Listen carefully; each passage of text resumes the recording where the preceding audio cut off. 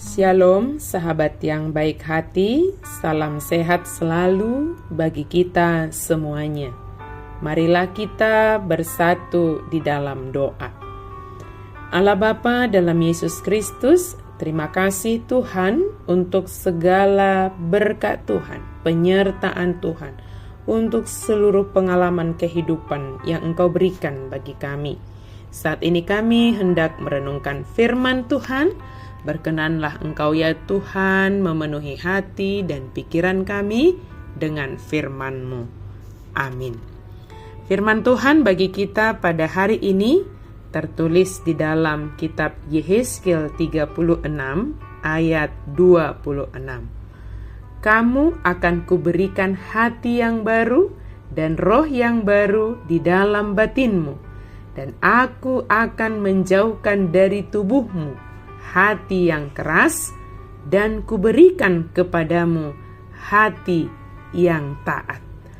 Jalalehonokku tohamu rohanai baru, dohok tod dinai baru tu bagasan ate-atemuna. Jala ucatokku do rohabatu siad daging muna, jalalehonokku tohamu roha sibuk. Tuhan memberikan hati yang baru, roh yang baru, dan hati yang taat bagi kita. Sahabat yang baik hati, pada hari ini kita merenungkan firman Tuhan, bagaimana Allah itu sangat mengasihi kita. Apa yang dikerjakan oleh Tuhan, yang dilakukan oleh Tuhan kepada kita adalah hanya karena kasih-Nya. Kita diperbaharui untuk hidup menurut ketetapan Allah.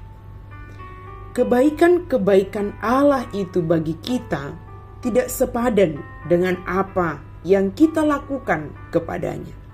Tetapi Allah kita sangat mengasihi kita. Dia mengampuni setiap dosa pelanggaran kita.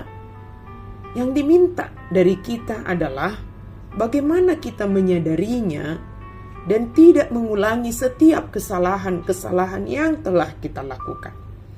Tuhan menganugerahkan sebuah perubahan yang melebihi daripada apa yang dibayangkan atau yang diharapkan oleh bangsa Yehuda dan juga oleh kita. Perubahan ini akan menyelesaikan akar persoalan, yaitu ketidaktaatan. Tuhan melakukan transformasi yang sejati, yaitu transformasi dari dalam hati. Apa saja yang dilakukan oleh Tuhan dalam transformasi radikal ini?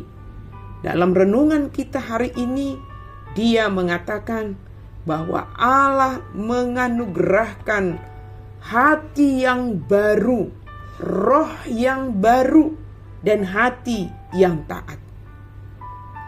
Itu diberikan oleh Tuhan kepada kita. Jika kita berpikir bahwa menyembah berhala itu hanya ketika kita menyembah patung atau hal-hal yang kita buat dalam bentuk fisik, kita telah keliru mendiagnosa posisi kesalahan itu. Penyembahan berhala bukan masalah visualisasi, melainkan masalah hati. Yehezkiel menggunakan ungkapan hati yang keras. Hati seperti ini harus diganti dengan hati yang taat.